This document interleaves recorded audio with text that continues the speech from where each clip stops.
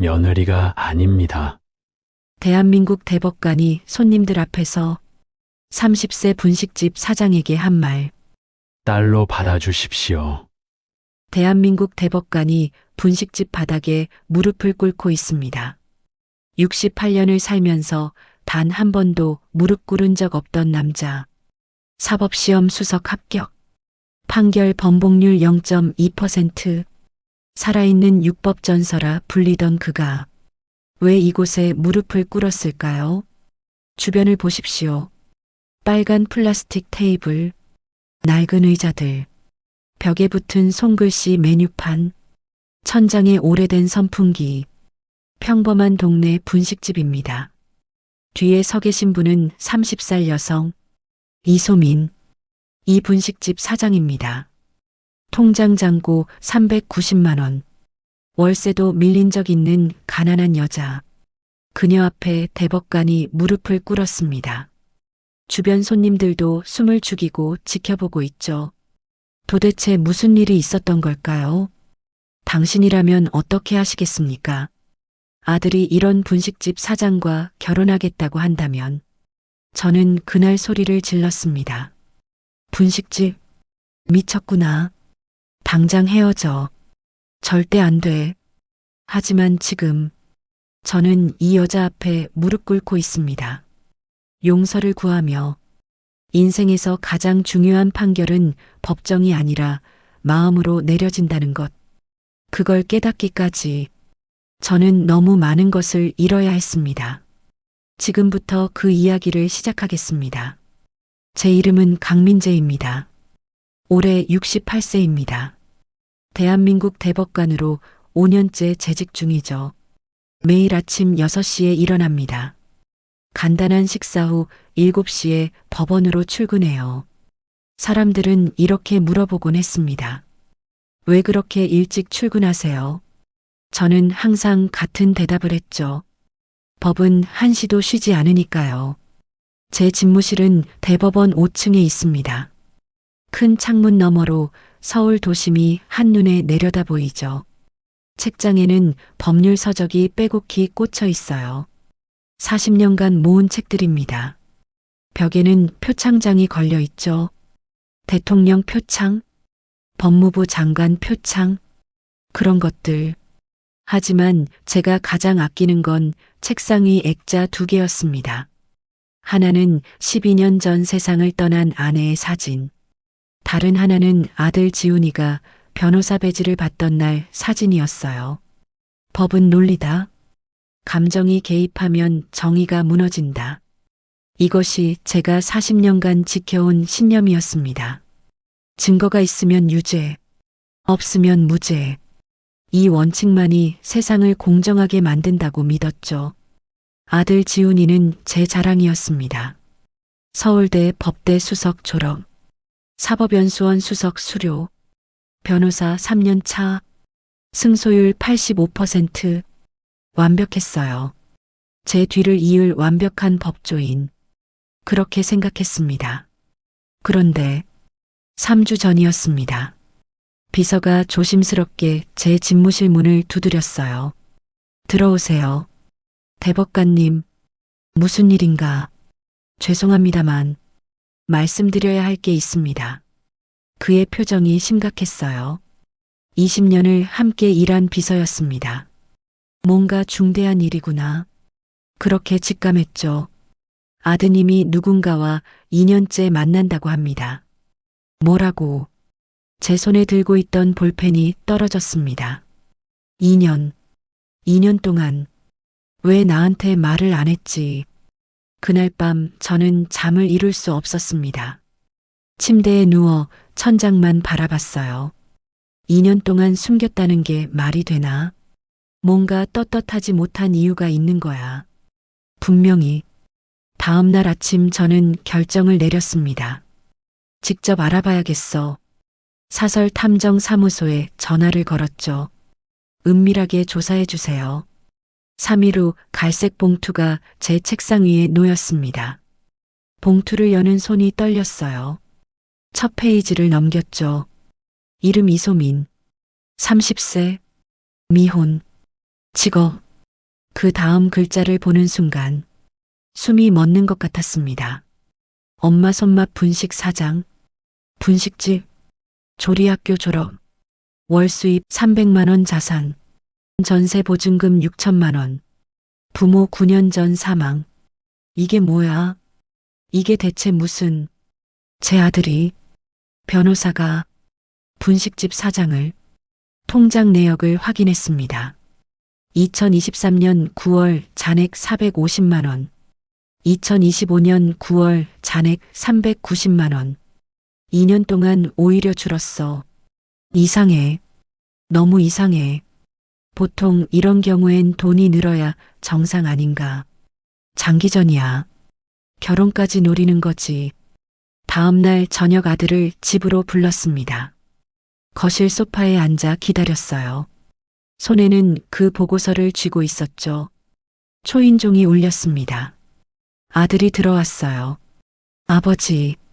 불렀어요. 앉아라. 목소리를 최대한 차분하게 만들었습니다. 하지만 속은 끓어오르고 있었죠. 무슨 일이세요?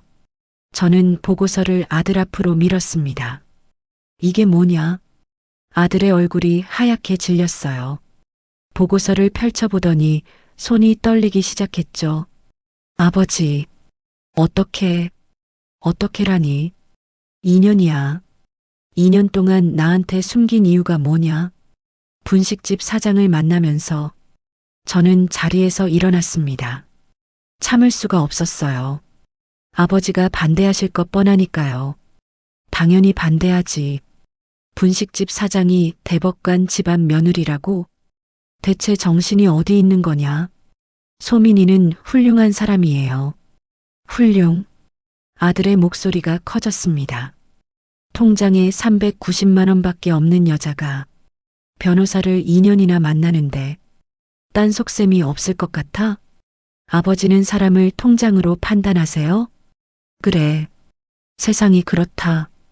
법도 증거로 판단하듯이 제 목소리도 높아졌습니다. 40년을 법관으로 살았어. 증거로 판단하는 게 정의야. 저는 소민이와 헤어질 수 없습니다. 뭐라고? 정신이 나갔구나. 완전히. 아버지야말로 사람을 보는 눈이 없으세요. 아들이 소리쳤어요. 뭐라고? 지금 내가 뭐라고 한 거야? 저 나갑니다. 당분간 호텔에서 지내겠습니다. 지훈아. 문이 쾅 닫혔습니다. 거실에 저 혼자 남았죠. 텅 빈 거실. 12년 전 아내가 떠난 후 늘 이렇게 혼자였습니다. 이제 아들마저. 그날 밤 저는 결심했습니다. 직접 확인해야겠어. 그 여자의 진짜 모습을. 법정에서 증인을 신문하듯이. 거짓은 반드시 드러나니까. 그날 밤 저는 서재로 향했습니다. 벽장 깊숙한 곳에 낡은 나무 상자가 있었어요. 25년 전 물건들. 먼지가 수북이 쌓여 있었죠. 뚜껑을 열었습니다. 안에는 판사 시절 마약 조직 잠입 수사 때 사용했던 변장 도구들이 그대로 남아 있었어요. 찢어진 회색 작업복, 때 묻은 운동화, 구멍난 털모자. 25년 만에 다시 꺼내는 물건들이었죠. 거울 앞에 섰습니다. 68년을 살아온 제 얼굴이 비쳤어요. 깔끔하게 빗어넘긴 머리, 단정한 수염, 반듯한 안경, 대법관의 얼굴. 이걸 지워야 해. 완전히. 먼저 안경을 벗었습니다. 세상이 흐릿해졌어요. 그 다음 면도 크림 없이 거칠게 수염을 깎았죠. 피부가 까칠해졌습니다. 아팠어요. 하지만 참아야 했죠. 머리를 헝클어뜨렸습니다. 젤을 바르지 않은 머리카락이 사방으로 튀어나왔어요. 낡은 작업복을 입었습니다. 옷에서 곰팡이 냄새가 났죠. 25년 묵은 냄새. 허리를 구부렸습니다. 대법관의 당당한 자세를 지웠어요. 어깨를 축 늘어뜨렸죠. 걸음걸이를 바꿨습니다. 힘없이 터벅터벅. 발을 질질 끌며 다시 거울을 봤습니다. 그곳엔 대법관 강민재가 없었어요. 그저 힘없어 보이는 늙은 거지 하나. 이상하게 가슴 한쪽이 저렸습니다. 68년 인생에서 가장 초라한 모습. 이게 정말 내가 해야 할 일인가. 하지만 뒤로 물러설 수 없었어요. 아들의 미래가 걸린 문제였으니까. 거짓은 반드시 드러나니까. 다음 날 화요일 오후 2시 노원구 상계동으로 향했습니다. 지하철을 탔어요. 사람들이 저를 힐끗힐끗 쳐다봤죠. 그러다 시선을 돌렸습니다. 그저 불쌍한 노인 하나. 이상한 기분이었어요. 40년간 존경받으며 살았는데 지금은 회피의 대상, 투명 인간이 된 것 같았습니다. 상계역에서 내렸습니다. 좁은 골목길을 걸었어요. 제가 사는 강남과는 완전히 다른 세상이었죠. 낡은 빌라들, 좁은 골목, 빨래가 걸린 베란다들, 담벼락 곳곳에 금이 가 있었어요. 어르신들이 평상에 앉아 장기를 두고 계셨습니다. 할머니 몇 분이 골목 어귀에서 수다를 떨고 계셨죠. 저는 고개를 숙이고 걸었습니다. 혹시 누가 알아볼까봐. 하지만 걱정은 기우였어요. 아무도 저를 쳐다보지 않았습니다. 골목 안쪽으로 100m쯤 들어가자 간판이 보였어요. 엄마 손맛 분식. 빨갛고 파란 글씨로 쓰여 있었죠. 페인트가 벗겨져 있었어요. 20평도 안 돼 보이는 작은 가게. 간판 아래 작은 글씨들. 김밥 3,500원. 떡볶이 4,000원. 순대 5,000원.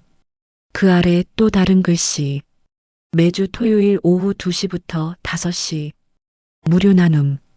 발걸음이 멈췄습니다. 창문 너머로 안이 들여다 보였어요. 플라스틱 테이블 5개. 낡은 의자들. 벽에 붙은 메뉴판. 천장에 오래된 선풍기.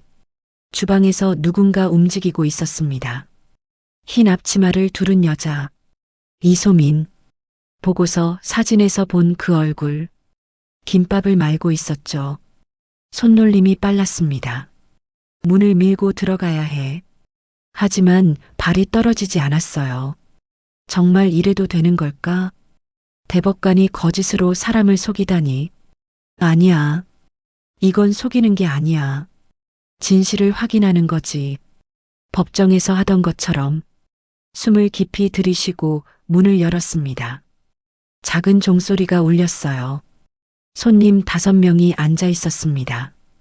모두 저를 힐끗 쳐다봤죠. 시선이 따가웠어요. 하지만 금방 자기 음식에 집중했습니다. 주방에서 그녀가 나왔어요. 어서 오세요. 밝은 목소리였습니다. 30살. 보고서에 적힌 나이보다 어려 보였어요. 깨끗한 얼굴, 맑은 눈빛, 수수하지만 단정한 모습. 구석 자리로 걸어갔습니다. 낡은 플라스틱 의자가 삐걱거렸죠. 그녀가 물을 가져왔어요. 뭐 드시고 싶으세요? 저는 잠시 망설였습니다. 이제 테스트를 시작해야 했으니까. 김밥 하나요. 목소리를 최대한 낮추고 거칠게 만들었어요. 근데 저는 돈이 말끝을 흐렸습니다. 그녀의 반응을 보려고 순간 그녀의 표정이 변했습니다. 미간을 찌푸리나 아니면 난처해 하나. 하지만 놀랍게도 미소였어요. 괜찮아요. 일단 앉아 계세요. 뭐라고? 이게 무슨 무료로 준다는 건가? 아니면 나중에 달라는 건가? 그녀는 주방으로 들어갔습니다. 도마 위에서 칼질 소리가 났어요. 똑똑똑. 리듬감 있는 소리. 능숙한 솜씨였죠. 5분쯤 지나자 그녀가 나왔습니다. 손에 쟁반을 들고 김밥 한 줄, 떡볶이 작은 접시, 단무지, 그리고 따뜻한 국물. 여기요. 많이 드세요. 뜨거우니까 조심하시고요. 제 앞에 음식을 놓았어요. 환한 미소를 지으며 대체 뭐지? 사기꾼 치고는 너무 자연스러운데 아니면 정말 순진한 바보인가. 젓가락을 들었습니다. 손이 떨렸어요. 50년 만에 이런 싸구려 김밥. 아니, 테스트를 하는 거야. 김밥을 한 입 베어 물었습니다. 그 순간 시간이 멈췄어요. 이 맛은, 이건 12년 전 돌아가신 어머니. 제가 어렸을 때 어머니는 소풍 갈 때마다 김밥을 싸주셨습니다. 정성껏 재료를 준비하시고 새벽부터 일어나 만드셨죠. 달걀은 꼭 3개, 시금치는 참기름에 묻히고 당근은 얇게 채 썰어. 그 맛이 지금 제 입안에 있었습니다. 눈시울이 뜨거워졌어요. 참아야 했습니다. 눈물이 흐르면 안 됐으니까. 고개를 숙이고 천천히 씹었어요. 떡볶이도 한 입 먹었습니다. 달콤하면서도 매콤한 맛. 옛날 학교 앞 분식집 맛. 어린 시절로 돌아간 것 같았죠. 그녀가 다가왔습니다. 입맛에 맞으세요. 고개를 끄덕였어요. 말을 할 수가 없었습니다. 목이 메었거든요. 다행이다. 떡볶이도 드세요. 안 매워요. 그녀는 다시 주방으로 들어갔어요. 저는 천천히 식사를 했습니다. 한 입 한 입, 음미하듯이. 이건 그냥 음식이 아니었어요. 누군가의 정성, 시간, 마음이었죠. 식사를 마쳤습니다. 그녀를 불렀어요. 저기요. 네. 환하게 웃으며 왔습니다. 얼마예요? 오늘은 서비스예요. 뭐라고? 다음에 여유 되시면 그때 오세요. 왜 이러는 거지? 계산도 안 받고. 그녀가 다시 말했어요. 힘들어 보이셔서요. 할아버지, 밥은 꼭 드셔야죠. 할 말을 잃었습니다. 그저 고개를 숙이고 나왔죠. 골목길을 걸으며 생각했습니다. 이건 뭔가 이상해. 너무 자연스러워. 연기라면 대단한 연기야. 아니면 정말로. 하지만 아직 확신할 순 없어. 토요일 무료 나눔을 봐야 해. 그때 진짜 모습이 드러날 거야. 이틀이 지났습니다. 목요일, 금요일. 저는 매일 밤 그 김밥 맛을 떠올렸어요. 어머니의 손맛. 하지만 고개를 저었죠. 아니야. 아직 판단할 때가 아니야. 토요일 무료 나눔을 봐야 해. 거기서 진짜 모습이 드러날 거야. 토요일 아침이 밝았습니다. 시계를 봤어요. 오전 11시. 무료 나눔은 오후 2시부터. 아직 시간이 있었죠. 다시 변장을 했습니다. 이번엔 더 신경 썼어요. 얼굴에 흙을 묻혔습니다. 손톱 밑에도. 더 초라하게, 더 가난하게. 거울을 보니 완벽했어요. 이제 아무도 못 알아볼 거야. 오후 1시. 집을 나섰습니다. 다시 그 골목으로. 상계동 골목길. 평일보다 사람이 많았어요. 어르신들이 삼삼오오 모여 계셨죠. 분식집 쪽으로 걸어가시는 분들. 지팡이를 짚은 할머니. 휠체어를 탄 할아버지. 낡은 옷을 입은 아이 둘을 데리고 온 젊은 엄마. 모두 같은 방향. 엄마 손맛 분식. 벌써 줄이 서 있었습니다. 오후 1시 30분인데 아직 시작도 안 했는데 이렇게 많은 사람이 20명, 아니 30명도 넘어 보였어요. 저는 골목 모퉁이에 몸을 숨겼습니다. 담벼락에 기대어 관찰해야 했으니까. 진짜 무료로 주는지 아니면 뭔가 다른 속셈이 있는지. 오후 2시 정각. 분식집 문이 열렸습니다. 이소민이 나왔어요. 오늘도 분홍 체크무늬 셔츠에 흰 앞치마. 머리를 단정히 묶고 환한 미소를 지으며. 어르신들, 오늘도 오셨어요. 안녕하세요. 들어오세요. 목소리가 밝았습니다. 사람들이 하나둘 안으로 들어갔어요. 테이블에 앉았죠. 그녀는 주방으로 들어갔습니다. 혼자였어요. 도와주는 사람 하나 없이 20분쯤 지났을까? 쟁반을 들고 나왔어요. 김밥, 떡볶이, 순대, 한 사람 한 사람 나눠줬습니다. 할머니, 많이 드세요. 소민아, 고맙다. 할아버지도 여기 앉으세요. 곧 가져다 드릴게요. 아이들도 배고팠지. 떡볶이 많이 줄까? 애들아, 고맙습니다. 저는 그 장면을 가만히 지켜봤어요. 계산하는 사람 아무도 없었습니다. 돈 내는 사람도 없었어요. 정말 무료, 완전히 무료였죠. 하지만 이상했어요. 저렇게 많은 사람한테 공짜로 주면 적자 아닌가. 대체 뭘 바라고 사람들이 계속 왔습니다. 줄이 줄어들지 않았어요. 오히려 늘어났죠. 30명, 40명, 50명. 시간이 지날수록 더 많아졌습니다. 그녀는 쉬지 않고 움직였어요. 주방과 홀을 오가며 김밥을 말고 떡볶이를 끓이고 설거지를 하고 다시 나눠주고 땀이 이마에 맺혔습니다. 그래도 미소는 지우지 않았어요. 오후 4시, 2시간이 지났죠.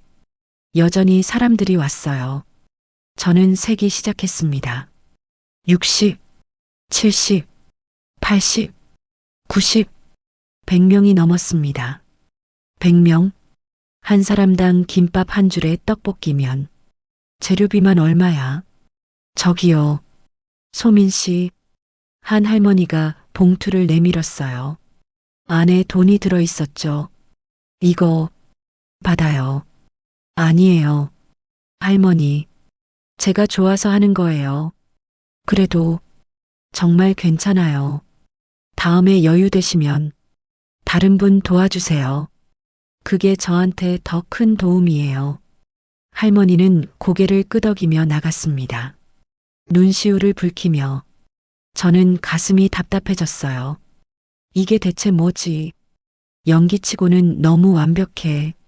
아니면 정말 오후 5시 무료 나눔이 끝났습니다. 마지막 손님이 나갔어요. 감사합니다. 다음 주에 또 오세요. 그녀는 문을 닫고 주방으로 들어갔습니다. 저는 여전히 그 자리에 서 있었어요. 다리가 저렸지만 움직일 수가 없었습니다. 3시간 동안 100명 이상 혼자서 도와주는 사람도 없이 대체 왜, 뭘 바라고. 창문 너머로 그녀가 보였어요. 설거지를 하고 있었습니다.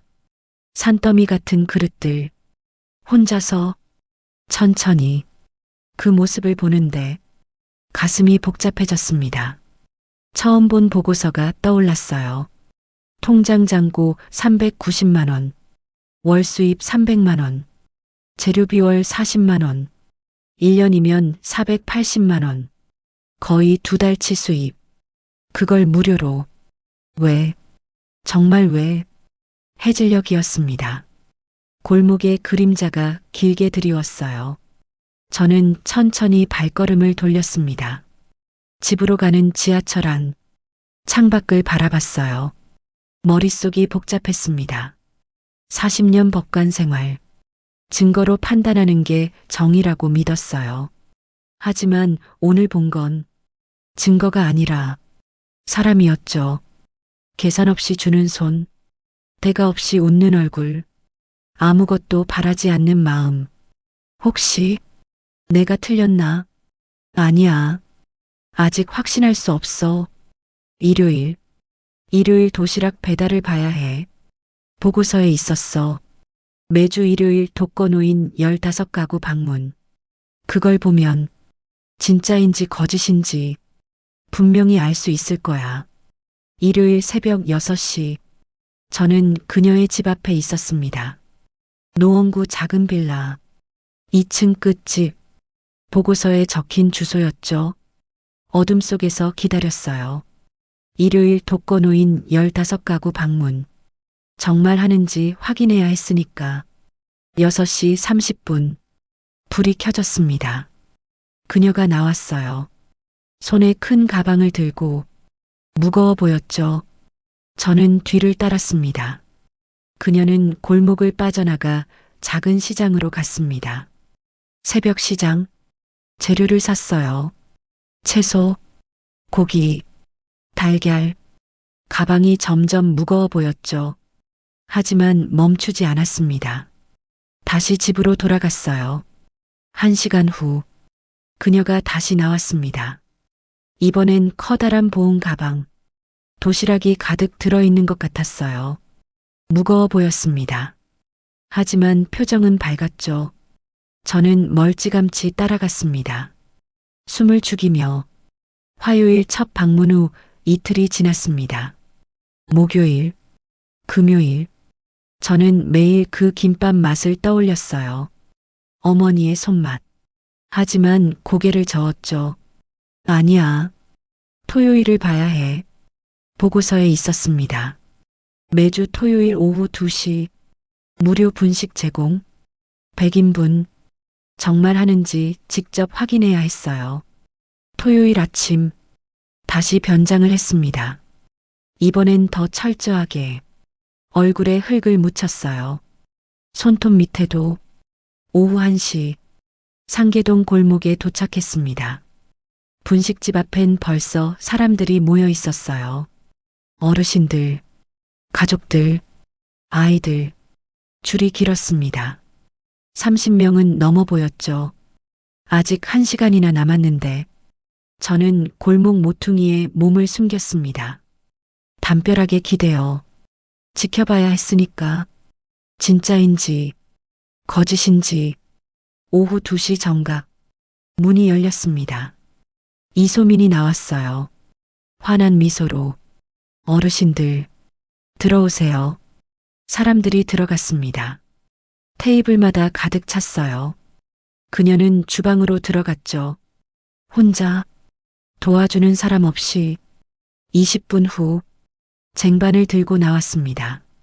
김밥, 떡볶이. 한 사람씩 나눠줬어요. 할머니, 많이 드세요. 고맙다. 소민아.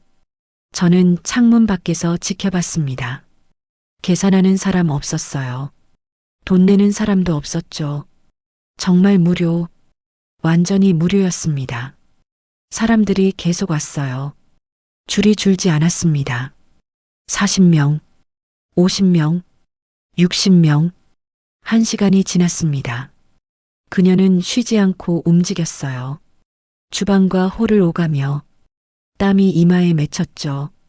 오후 4시, 2시간이 지났습니다. 100명, 100명이 넘었어요.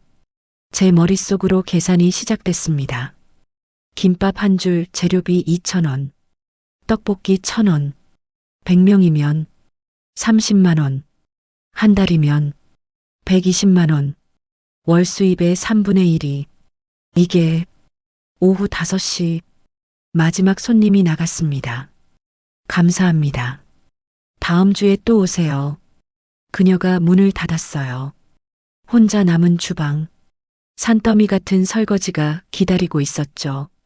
저는 그 자리를 떠나지 못했습니다. 다리가 저렸지만 3시간, 100명, 혼자서. 창문 너머로 그녀가 보였어요. 설거지를 시작했습니다. 천천히, 하나씩. 지친 얼굴이었지만 여전히 미소를 잃지 않았죠. 그때였습니다. 한 할머니가 다시 문을 두드렸어요. 그녀가 문을 열었습니다. 할머니, 이거. 봉투를 내밀었어요. 안에 10,000원이 들어있었죠. 받아요. 소민이 덕분에 사는데. 아니에요. 제가 더 감사해요. 할머니. 그녀는 봉투를 도로 건넸습니다. 다음에 다른 분 도와주세요. 그게 제게 더 큰 도움이에요. 할머니가 돌아섰어요. 눈물을 닦으며. 저도. 눈시울이 뜨거워졌습니다. 저는 골목을 걸었습니다. 해가 지고 있었어요. 머릿속이 복잡했습니다. 40년 법관 생활. 증거로만 판단했어요. 통장 잔고, 재산 목록, 숫자들. 하지만 오늘 본 건 숫자가 아니었습니다. 100명의 미소, 할머니의 눈물, 그녀의 지친 얼굴, 그리고 변함없는 밝음. 집으로 돌아가는 지하철, 창밖을 바라봤습니다. 혹시 내가 틀렸나? 아니야. 아직 확신할 수 없어. 월요일 평일에 다시 가봐야 해. 토요일만 연기일 수도 있어. 평일에 진짜 모습을 봐야 해. 그러면 분명히 알 수 있을 거야. 하지만 가슴 한쪽이 무거웠습니다. 40년 만에 처음 제 판단이 흔들리고 있었으니까 월요일 아침 저는 결심했습니다. 거짓을 벗어야 해. 진짜 모습으로 가야 해. 정장을 꺼냈어요. 40년간 입어온 옷, 대법관의 옷, 거울을 봤습니다. 거지가 아닌 대법관 강민재. 이제 진실을 말할 때 오전 11시 분식집 앞에 섰습니다. 손이 떨렸어요. 숨을 깊이 들이쉬고 문을 열었습니다. 딸랑. 손님 몇 명이 식사 중이었죠. 주방에서 그녀가 나왔습니다. 어서 오세요. 그녀의 눈이 커졌어요. 할아버지. 아니, 어떻게 옷이. 저는 명함을 꺼냈습니다. 손이 떨렸죠. 이소민 씨, 제 소개를 해야겠습니다. 명함을 건넸어요. 대법원, 대법관 강민재. 그녀의 얼굴이 하얗게 변했습니다. 네, 대법관님. 그럼 지훈이 아버지입니다. 긴 침묵이 흘렀습니다. 그녀가 명함을 꽉 쥐었어요. 손이 떨리고 있었죠. 그때 거지 분장하신 게 저를 시험하신 거예요. 목소리가 떨렸습니다. 네, 용서하십시오. 40년간 법관으로 살았습니다. 증거로만 판단했어요. 통장 잔고, 재산 목록, 숫자들, 그게 전부라고 믿었습니다. 당신을 조사했습니다. 통장에 390만 원, 2년 동안 60만 원 감소. 그걸 보고 생각했죠. 사기꾼이라고, 계산된 연기라고. 하지만 틀렸습니다. 완전히. 그녀의 눈에서 눈물이 흘렀어요. 여러분이라면 어떻게 하시겠습니까? 자녀가 누군가를 사랑한다고 할 때 그 사람을 숫자로 판단하시겠습니까? 통장 잔고로, 재산으로. 저는 그렇게 했습니다. 그리고 틀렸습니다. 저는 그녀 앞에 섰습니다. 손님들이 숨을 죽였어요. 모두 저희를 보고 있었죠. 토요일 100명에게 무료로 나눠주는 걸 봤습니다. 3시간 혼자서 땀을 흘리며 미소를 잃지 않고 할아버지가 10,000원을 주려 할 때 거절했죠. 다른 분 도와달라고. 그 순간 알았습니다. 당신이 누구인지. 무릎이 꺾였습니다. 68년 인생, 40년 법조 생활. 처음이었어요. 대한민국 대법관이 30세 분식집 사장 앞에 무릎을 꿇었습니다. 대법관님, 일어나세요. 아니요. 용서를 구해야 합니다. 당신을 의심했습니다. 당신을 시험했습니다.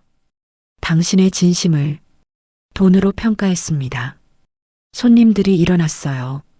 눈물을 흘리며 한 할머니가 다가왔습니다. 소민아, 좋은 시아버지 만났구나. 며느리가 아닙니다. 딸입니다. 제 딸로 받아주십시오. 분식집이 조용해졌어요. 그녀가 손을 내밀었습니다. 일어나세요. 아버님.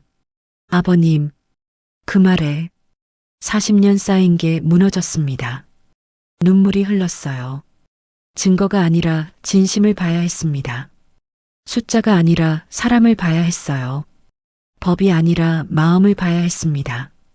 통장에 390만 원밖에 없어도 당신은 부자입니다. 마음이 부자입니다. 매주 100명을 먹이는 당신, 어떤 대법관보다 존경스럽습니다. 저는 그냥 좋아서 한 건데요. 그게 진짜입니다. 계산 없는 선행, 증거 없는 믿음, 대가 없는 사랑, 이게 진짜 법입니다. 제가 40년 동안 못 본 것, 손님들이 박수를 쳤습니다. 눈물을 흘리며 할머니들이 서로 껴안았어요. 저도 일어섰습니다. 그녀가 제 손을 잡았죠. 따뜻했습니다. 40년 만에 느끼는 진짜 정의의 온기. 그때 문이 열렸습니다. 딸랑, 지훈이었어요. 아버지, 여기서 뭐?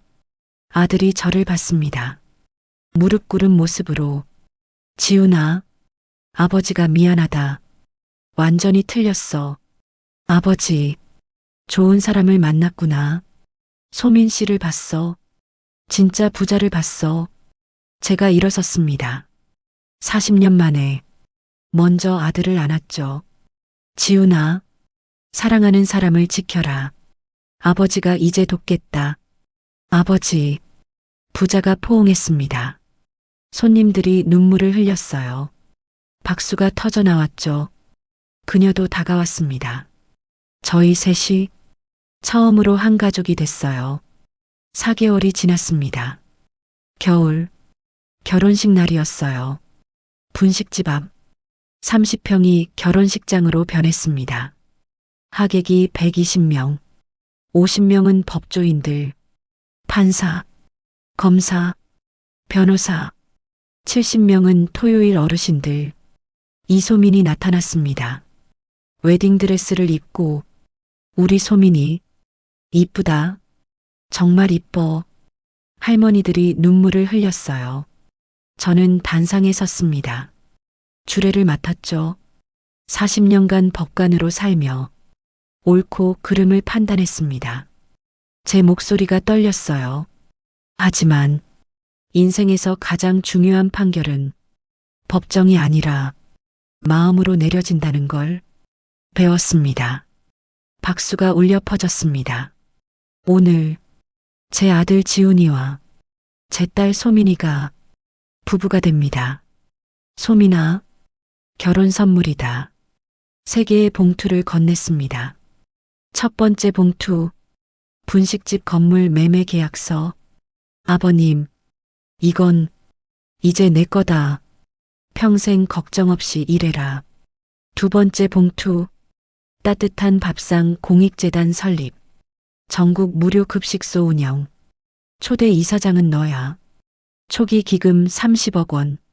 아버님, 이렇게까지. 세 번째 봉투, 대법관 퇴임 계획서.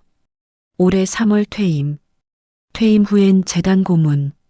매주 토요일 분식집 봉사. 아버님, 퇴임까지 68년 인생. 40년은 법을 위해 살았어. 이제 남은 인생은 사람을 위해 살겠다. 그녀가 제 손을 잡았습니다. 아버님, 감사합니다. 아니야. 내가 감사해. 내가 아버지를 바꿨어. 1년이 지났습니다. 토요일 오후, 분식집. 저는 앞치마를 두르고 김밥을 말고 있었어요. 대법관님, 김밥 솜씨가 늘었어요. 이제 그냥 강 할아버지라고 하세요. 웃음이 터졌습니다. 소민이 배가 불렀어요. 9개월. 여보, 좀 쉬어. 괜찮아요. 우리 아기도 여기 냄새 맡으면서 자라야죠. 저는 며느리의 배를 조심스럽게 쓰다듬었습니다. 이 아이는 행복할 거야. 따뜻한 부모 밑에서 자라니까. 벽에 액자가 걸려 있었어요. 따뜻한 밥상 재단 창립 기념. 전국 12곳 무료 급식소. 1년간 32,000명 급식. 대법관 강민재 퇴임 기념. 저는 40년간 법관이었습니다. 증거로만 판단했죠. 하지만 며느리가 가르쳐 줬습니다. 세상에서 가장 강한 법은 사랑이라고. 통장에 390만 원밖에 없어도 매주 100명을 먹이는 사람. 이게 진짜 부자입니다. 돈보다 중요한 건 마음. 증거보다 중요한 건 진심. 판결보다 강한 건 사랑. 이것이 제가 68년 만에 배운 것입니다. 여러분이라면 어떻게 하시겠습니까? 자녀의 결혼 상대를 어디까지 인정하실 수 있나요? 직업이나 재산보다 중요한 가치는 무엇일까요? 댓글로 여러분의 생각을 들려주세요. 이 이야기가 도움이 되셨다면 좋아요와 구독 부탁드립니다. 여러분의 응원이 더 좋은 이야기를 전하는 힘이 됩니다. 감사합니다.